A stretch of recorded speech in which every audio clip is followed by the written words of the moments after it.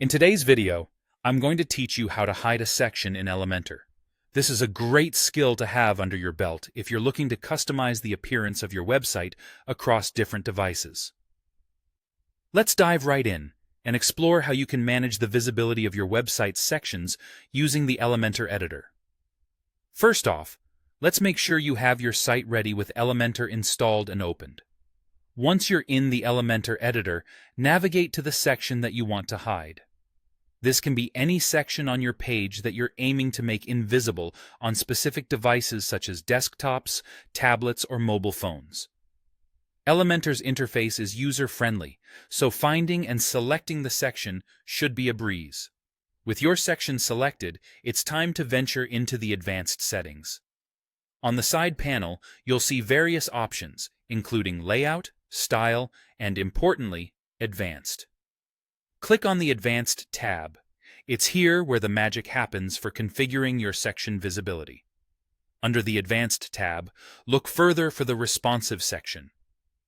This is where you'll manage the visibility of your section based on the device type. Once you're in the Responsive tab, you will notice a few toggles labeled Hide on Desktop, Hide on Tablet, and Hide on Mobile. These options are your keys to hiding the section as per your requirements. Decide on which devices you want the section to be hidden. If you want to hide it on desktops, simply toggle the Hide on Desktop option. Want it to disappear on tablets? Go ahead and toggle Hide on Tablet. Similarly, if the section isn't necessary for mobile users, click Hide on Mobile. You have complete control over your page's appearance in various device scenarios, and this flexibility ensures you can create optimized experiences for all users, improving usability and functionality across the board.